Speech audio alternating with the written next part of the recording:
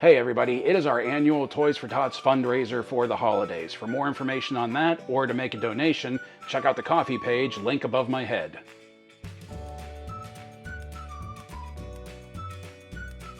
Good morning everybody, Mac here. Welcome back to the show, welcome back to the living room, welcome to Sunday Show and Tell.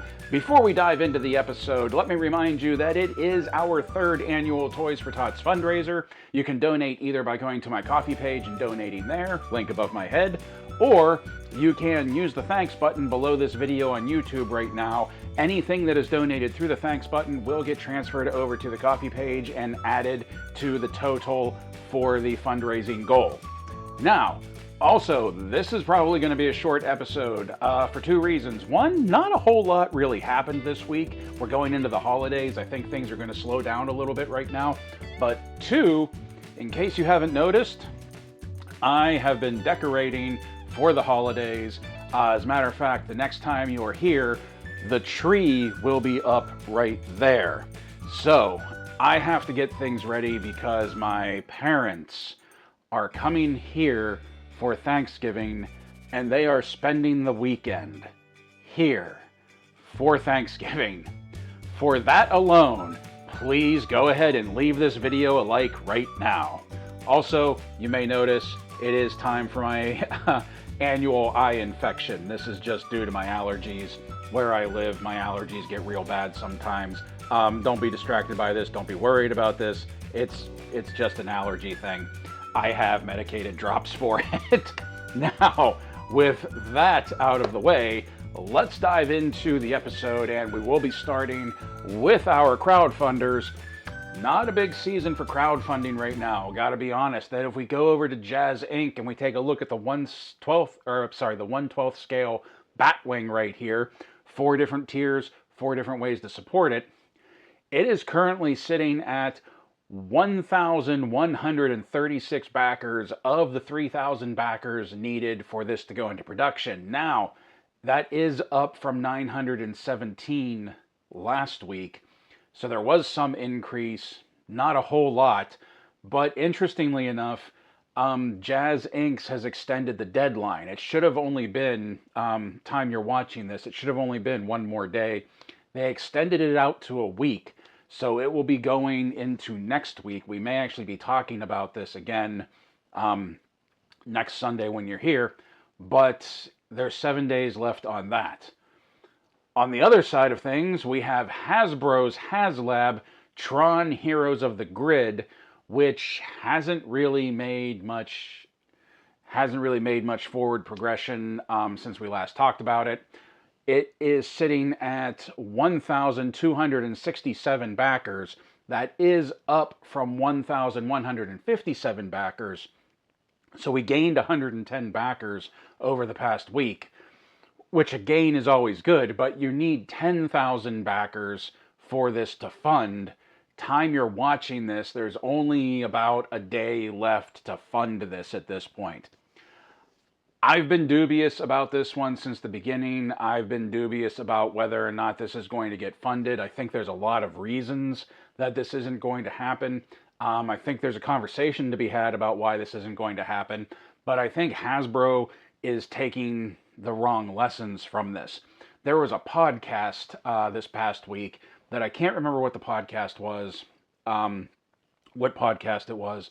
but basically like the designers of this HasLab were on, and they were talking about it sort of stalling out and not having much traction, and the responses they gave, the things they said for why people are saying that it's too expensive, like, they're saying the people that say it's too expensive were, and I think I'm paraphrasing because I can't remember exactly, but it was something along the lines of, the people who are saying this is too expensive aren't used to funding things like this. My dude, the people who are saying it is too expensive are exactly the people that are used to funding things like this. I think there's another issue to be taken with this too. If this would have been 6-inch figures, I think it would have succeeded. Like if this would have been 1/12 scale figures, I think it would have succeeded. Not just because they're bigger figures for the price, but the Tron Legacy line, if it's still happening, is going to be 1/12 scale. You get this at like 1/18 at the 3 3/4 scale figures.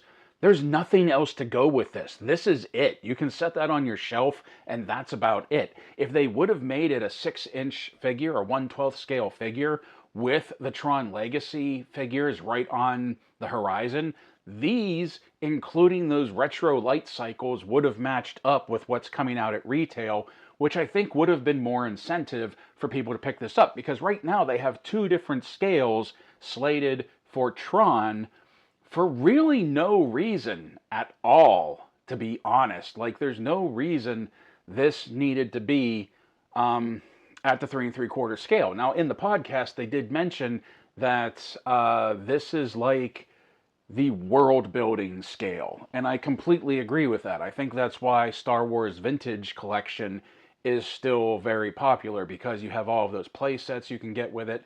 The Cantina was real big, and I don't mean the HasLab Cantina, I mean like the exterior wall Cantina sets where you can make like an alley at Mos Eisley's. I thought that was really cool. And they are correct that like 3 3/4 is great for world building, but you're not building a world. It's a one-shot HasLab. You see what I'm saying? Like, there's nothing else to go along with this. So I really feel like if they would have made this 1/12 scale that could have matched up with the other figures that may or may not be coming down the pipe, because I don't think they spoke about those too much. I don't think they spoke about the 1/12 figures at all. I think the focus was completely on the HasLab. Like I said, I didn't listen to the podcast. I caught snippets of replays other people were playing, so I don't think they spoke about that. But for what's going to be essentially 2 one-shot collections, this HasLab and then the Legacy figures, they should have been the same scale, just so that they could have matched up. That's just my thoughts on that in a nutshell. Now, heading over to Kickstarter, we also have Fangs right here that is part of the Zujitsu line. Anthropomorphic Kung Fu figures. I'm really kind of surprised that there's no, the more I thought about it, I'm really kind of surprised that there's like, not even as a Kickstarter exclusive, like some kind of dog with a black mask named Hong Kong Phooey. That's just, I think it's right there. It would be perfect for this as like a Kickstarter exclusive. This has currently $3,541 of the $57,300 needed for this to go into production. That is up, but not by much. Last week we had 3,501, so we've seen a $40 increase over the past month, over the past week rather. But unlike the other 2, this one just started. There are still 27 days left to go for that one.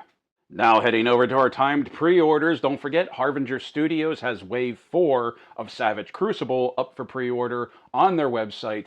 These are early bird pre-orders that after the early bird deadline, they will go up for pre-order at places like Big Bad Toy Store.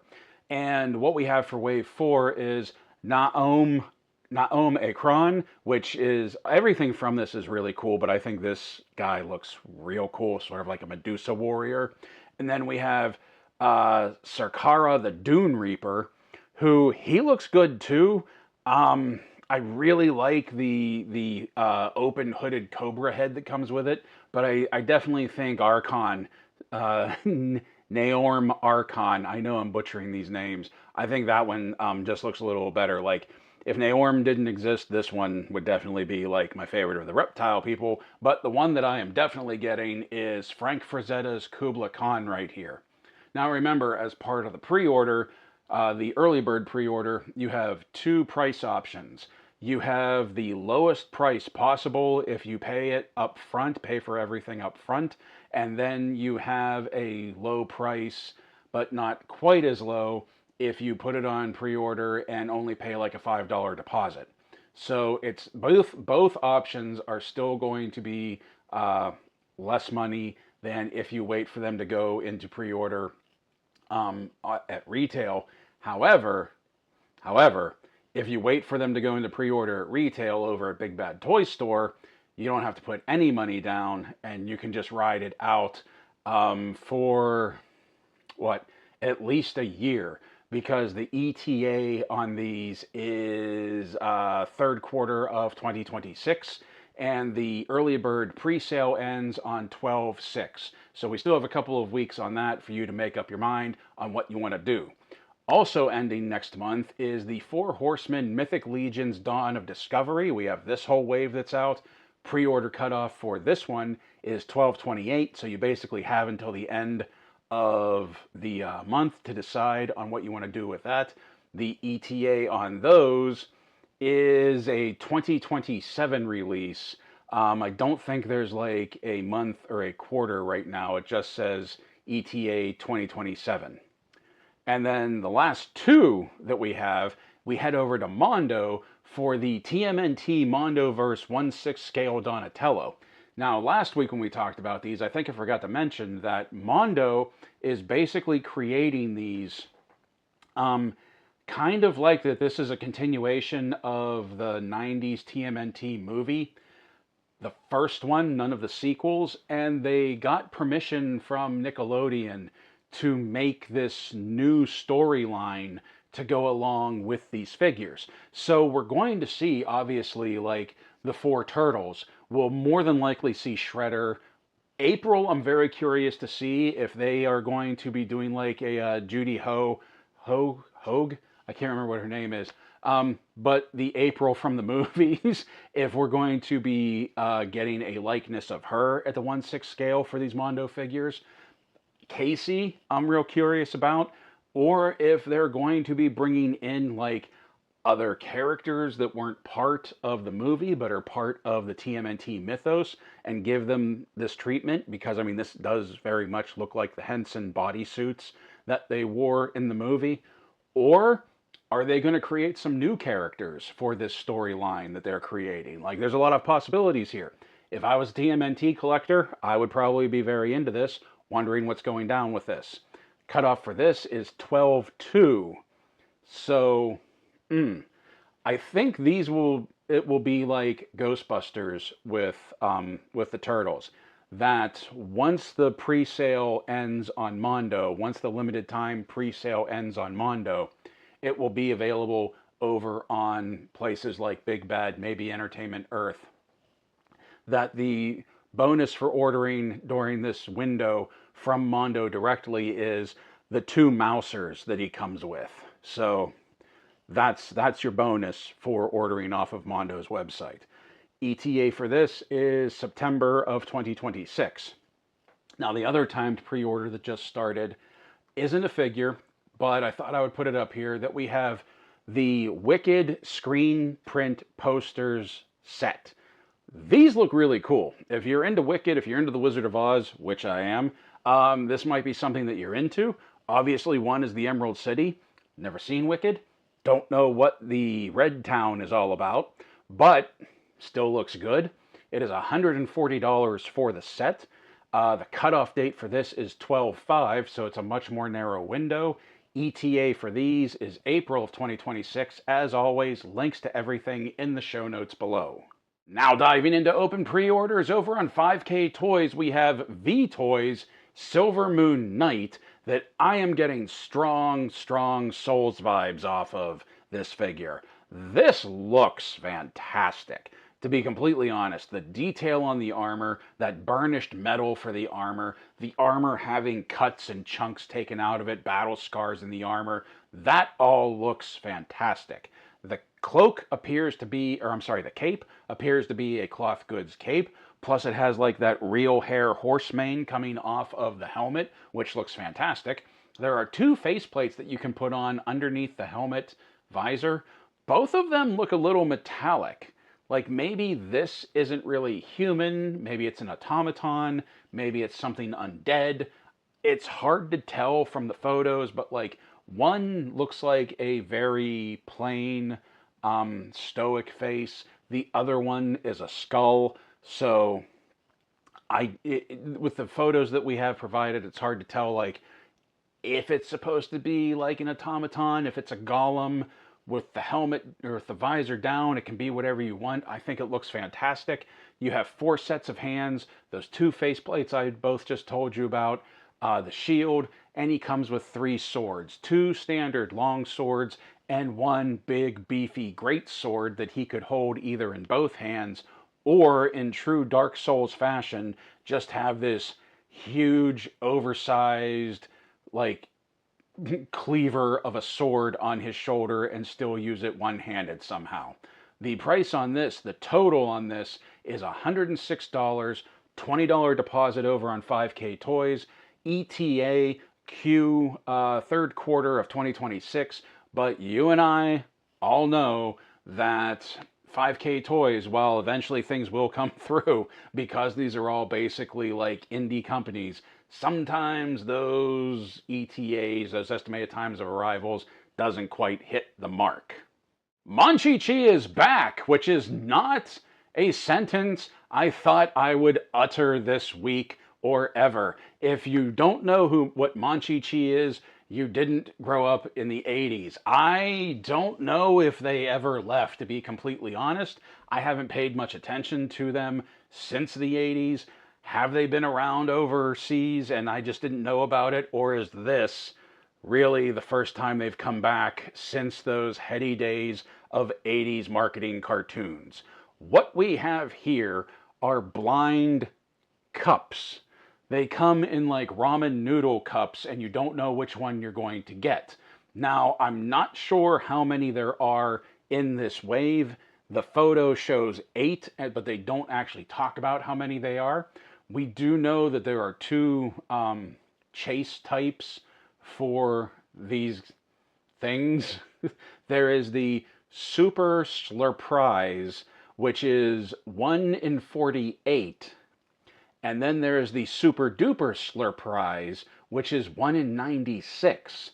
Now, unfortunately, the description, the write-up, does not say what is actually different about these, just that these are standout chase figures that are unique from the originals. Okay, these are vinyl figures. They're only about 3 inches tall, according to the description, and they're $14.99 each, $15 each for a 3-inch vinyl, non-posable Monchhichi. Now, granted, these are imports, so keep that in mind. If you're a fan of Monchhichi, order as many as you want right now in their blind ramen cups. ETA for these is April of 2026. April of 2026 is going to be coming up a lot in this episode. Last week at the end of the episode, I had mentioned that there were 2 Boss Fight Studios figures that had gone up for pre-order on Entertainment Earth, and then they were immediately taken down. I had hypothesized that maybe they were revealed too soon. It looks like I was right, because now, here they are, out in the open for God and everyone to see. The first one we have of Creatures Wave 1 is the Frankenstein's monster / undead creature. Both of these creature figures have the ability to be 2 different types of figures. Now, granted, with Frankenstein's monster, it's either Frankenstein's monster or a zombie that looks a lot like Frankenstein's monster. I don't care which head sculpt you put on it, it's Frankenstein. But it looks fantastic. This is almost, to the best of my knowledge, it's been a while since I read Mary Shelley's novel, but it is almost like what he is described as in the novel, except he has yellow skin in the novel, not green. Now, I'm calling this green, but I think it could be argued that this is a yellowish green right here. What do you think? Tell me what you think. Is this like full-on green Hulk, or is this like a sickly yellowish green looking skin? What do you think about that? The skin color is definitely not going to be a deal breaker for me, just because this looks fantastic. You know I love my monsters. You know I love those old classic monsters. Frankenstein's monster is definitely going to find a home in this home. This is a 1/10 scale figure, comes in at 7.5 inches tall, which is fantastic because he will tower over like my 1/12 scale figures, which he should, or he will just be maybe a little taller than things like my Icon Collectibles, Frazettas, and like Savage Crucible and things like that, that all scale a little, even though they're 1/12, they scale a little larger than the standard 1/12. So I am looking forward to getting the monster here in the collection. It looks like his vest and his hooded robe or his hooded cloak are cloth goods, which is awesome. I'm really looking forward to this one. The other one that is part of Wave 2 is cool, but it's not really my thing, and I probably won't be getting this one. It is the Combat Drone / Agile Robot. It can go from basically like a stiff-looking service robot, like a 3PO droid or something like that, to an armored-up combat drone with jetpack. Maybe it's sentient, maybe it's not, toting around a laser rifle. It looks cool, don't get me wrong, especially in the armored up form. It looks really cool, but it's not my thing, and I'm probably going to be passing on that one. Definitely getting Frankenstein's monster, though. Both of these are $59.99, $60 each, ETA October of 2026. Something else Boss Fight Studios put out is the new Conan the Barbarian figure. Now in this picture, he may not look very recognizable, like where's this version of Conan from, what version of Conan is this, may not look very iconic. But then you look at this picture and you realize this is Conan from the issue 1 cover of Conan the Barbarian from Marvel Comics. This is how he appeared on the cover of the first issue of the Conan comics, and that is very awesome. And I was so excited when they revealed this one, when they put this one out there, when you could get this one, and then I realized this is 1/18th scale, and I felt robbed after that. Boss Fights, please, you are doing awesome things with Conan so far. Please make a 1/12th scale version of this Conan specifically. This is $29.99, just like the previous two that we spoke about. Estimated time of arrival is October of 2026. In case you missed it on Friday, I opened up and took a look at the Skeletron Red Shadow figures that I got as part of my pledge for the Skeletron Roboskull Kickstarter. You can see that video right here. It's a little bit of a longer one, but the figures are awesome, and there's a lot to take a look at there, including the accessory packs, the weapons. Everything about them looks really cool. I really want Skeletron to like move forward with this line. I'm bringing this up because on the Skeletron website, both the Roboskull is sold out, and the Wolf Troopers, the Red Shadow figures, aren't available yet. Got notice today that on Black Friday, 11/28, Roboskull will be restocked, and the Red Shadow figures, the Wolf Trooper figures, will be stocked as well. So there's a lot to love going on over at Skeletron.com. Links in the description below. Check that out. Check out the video. Then mark the calendar. And on Black Friday, head over to Skeletron.com. Grab some of these Wolf Trooper figures. They are really cool. You're going to enjoy them. You're going to love them, I think. Especially if you're into things like Action Force and G.I. Joe.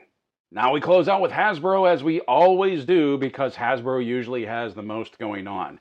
We are going to start with the Star Wars Black Series. That there was a Hasbro Pulse exclusive that was released earlier this week that is Darth Vader versus Luke Skywalker, the Bespin duel. Probably one of the best and most iconic lightsaber duels in the original trilogy, along with, Duel of the Fates. Like, this fight was intense, emotional, it was dramatic. It ended with Luke getting his hand chopped off. This is where we found out that Vader was Luke's father. This is such an iconic, pivotal moment in the trilogy that the figures that come with it look awesome. Vader looks great in his armor with the full regalia going on. Luke looks really good too. I like the haggard look that he has, like he had at the end of that duel. You get the Bespin display set, like stand, like you get like a little piece of that gangplank where the duel took place, like towards the end of the duel, which is really awesome. Everything looks fantastic. It even comes with like lightsaber collision effects. It was $79.99, $80 for the set. It had an ETA of March of 2026. However, it sold out fast. I'm talking about it now and even leaving a link in the show notes below, just in case something happens and it comes back up for pre-order again.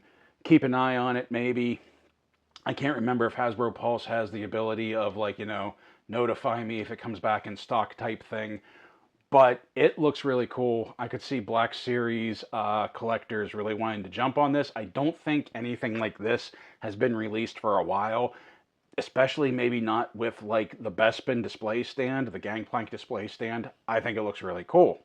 Now, also on the Black Series, we have some reissues, and these reissues that we're going to be talking about are available over at Retro Robos.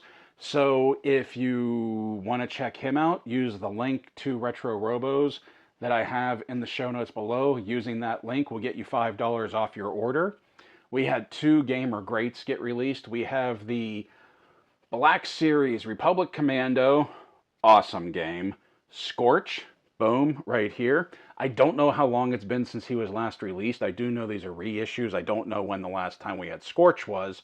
And we also have Gamer Greats, or the Gamerverse Black Series General Grievous, which I know is not the best Grievous in the world. As a matter of fact, from what people have told me, Hasbro doesn't really make a great General Grievous, but if you need a Grievous for your collection and you don't want to pay import prices, we have Grievous right here. Both of these figures are $27.99. ETA for them is June of 2026. And now, finishing off the episode, jumping out of the Black Series, heading over to Transformers, we have Transformers Generation Selects Age of the Primes Leader Class G2 Universe Dinobots Swoop and Sludge 2-pack. I really like these recolors that they're doing with the Dinobots.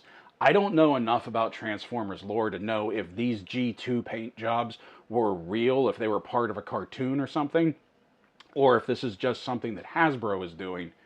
But I feel like these paint jobs on the Dinobots, it's needed. It's needed to give the Dinobots a little bit more juice, inject a little bit of life into them. I really like them. I like Swoops like pale reptilian green that he has going on right there. I also like how this version of Swoop has 2 swords that like fit either under his wings or along the tail end of his body, that like they're part of his transformation. I think that looks really cool. And also we have Sludge in this burnt orange with this chrome head and golden jaw. Like it looks so cool. It pops. They would stand out on the shelf. I really like it. Like, I really liked the Grimlock repaint, but I think these are really good too. That 2-pack is $109.99. ETA for this is May of 2026. I told you at the beginning this was probably going to be a short one because I have to get the house ready, have to get it cleaned up for the weekend for my parents coming over for Thanksgiving dinner. You can see I've already started decorating. Like I said at the beginning, next week when you join me, the tree will probably be right there.